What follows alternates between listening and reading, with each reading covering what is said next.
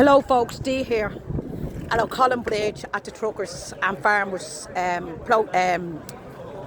Peaceful Assembly, and I'm just talking here to councillor, and I'm going to let him introduce himself to you and where he's from. My name is Councillor Patritck, and I was elected in 2004 to represent the Blanchetown 100 electoral area in Fingal. Now, Patrick, do you know what I want to ask you about? And you're going to have to be loud because my microphone is broken, you right? Ask away, Dee, you ask away. My voice will come out because it's so loud, but I want to ask you about something I seen online where you were in chambers doing what you were elected by your community to do, and there was a vile attack on you by another councillor in the chambers and very derogatory words used against you to describe you, and that councillor was asked to take them derogatory words back, withdraw them. He didn't. He wasn't even further challenged on that. Now, it was you that used them, like what happened with Philip Sutcliffe. He was made withdraw the allegations that he made about housing and the way the Irish people don't have a chance for the housing. He was made withdraw that because it was regarded as racist. But what was done against you on the derogatory names? Why is the inconsistency between these councillors on the left and you there on your own that they class as far right? Why is there a big difference regarding the challenging being concerned in the chambers? Well, I mean, outright, the way I look at it, it's 39 globalists and one nationalist councillor inside the chamber. Call me whatever you want, call me far right, call me racist, quite literally, it doesn't bother me anymore. It is getting to a point though where it's getting very childish. Like, it's extraordinarily childish. It's juvenile is what it is. Like, I'm sitting there, I'm talking about CSO statistics, immigration, demand on housing, trying to ascertain how many foreign nationals on the housing list. And I'm just, every time, you probably see it, and your followers probably see it as well, every time I mention the word immigration or housing the Irish people, they all break out into like a little gang of like just absolute children is what it is. Like, why do you think that is, Patrick? Because they don't have an intellectual argument to actually make against, for mass immigration, because mass immigration literally is the influx of a significant amount of people. It's going to increase the demand for goods, services, housing, healthcare, transport, and in turn it's going to drive up the cost for all of these things. Obviously, from a National Party perspective, and from a nationalist perspective, we kind of see immigration away from the economic side of things, and then the impact on infrastructure, housing, healthcare, stuff like that.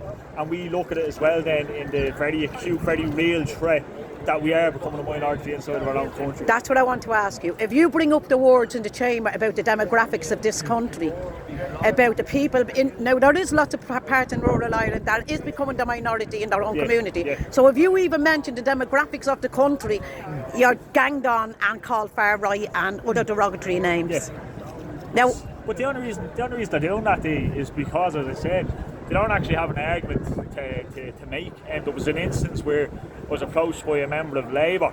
I'm not going to say who it is in particular and stuff like that, because I don't have it recorded, unfortunately, because I'm inside the chamber, I'm not recording inside the chamber. But I was approached by a member of Labour, and it's basically a very, very weak attempt to try and intimidate me. Like, I'm a working class young fella born and married in Blanchetown. Like, you deal with conflict growing up in school around your mates. In a working class area, Exactly, like, do you know what I mean? A little bit of a thicker skin than most of these people. And he's coming over, he's trying to say mean things to me and get a wind up out of me. And I just sit down and talk to me. Do you think that's the way an elected official should talk? And he's just getting wound up. Like, these people, they can't control their emotions. And because they can't control their emotions, they can't come up with an actual proper intellectual debate, intellectual argument, and to engage with us. So they just call us names. And like, that's happening since before I was elected as well. So what's new, like? And this is what I want to bring up. You're being called these derogatory names in chamber, but yet you're being called far right and all the other derogatory names by these so-called councillors. I don't call them elected, I call them selected. These people if they're calling you this name for saying this, well then they're calling it to Michael Martin as well, because he said 85% of them are economic migrants. And they've driven in and on boats and on planes from the UK. So then he's a far right as well. See, this is the thing though, it's the minute you kind of go against the status quo, they're just going to call you names and labels, and the only reason they use them is to actually just try and associate some sort of negative connotation to your name. So the minute people hear your name, it's like they're hoping people already have their mind made up. But they're forgetting that Irish people are smart enough, capable enough to make up their own mind on people, and I'd like to think when I do meet people out and about, they're just like, this is just an ordinary young fella just doing what he thinks is right. Do you think, Patrick, that if they say it enough times that they're discrediting you? I think it's just losing total effect at this stage. Like, it's only a matter of time until the farmers start getting labelled far right for wanting. Oh, they are already. They are. And what do you think here yesterday, which is what made me come in here today, as well as the Three Stooges comments, that this is what I want to ask you as well. The Three Stooges, like when I say the Three Stooges, Michael Martin, Jack Chambers, and the Minister for Justice Callaghan, isn't Jim Callaghan?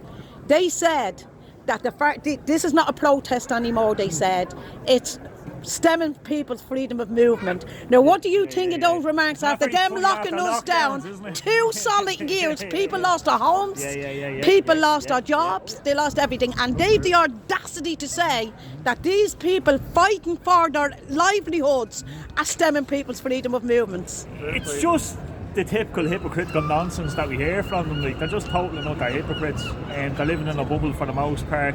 From this, they're literally just like, even in terms of like housing, they're literally just like approved housing bodies funneling money into charities, and then these charities are just going off. Money laundering, Patrick, money laundering. You know, like, we're going to I know you can't say that, but I can. We're going to nationalise currency and anyway do away with debt slavery, and like, that's the first thing that we actually need to do as a country, is get away from the euro. Michael Collins, you know, pivotal in the Easter Rising, the foundation of the state. Obviously, things happened after the Rising that a lot of people don't agree with. It's a very contentious issue. But at the end of the day, Michael Collins was kind of on the ball insofar as we wanted economic security. We needed our own currency, and if we could build Ireland up, the 26th, the Free State, up into such a position that it'd just be attractive to the north just to join back. But meanwhile, at the moment, we have a situation where Sinn Féin is literally sitting in power in the north of Ireland, and it's falling to somebody. You mean Sinn Féin, the traitors? Yeah, you can't say that, I can. Sinn Féin are the only political organisation in the country, in my opinion, that actually deserve the label traitors, because the call Fianna Fáil, Fine Gael, Labour, the Social Democrats, People Before Profit, or any of these other types of organisations as traitors is to say that they were actually with us. They were never with us. Yeah, 100%. Very long ago, Fianna Fáil and Fine Gael were. 100%. But Sinn Féin, like, very up until recently, have just pivoted and gone into this like globalist mindset, this globalist mind frame. We're just an economic vessel on the like west coast of Europe. You see, they think they're safe with their imported voters. This is what it is. And Patrick, I'm going to say on that note, thank you very much, and over and out from the Slán, folks.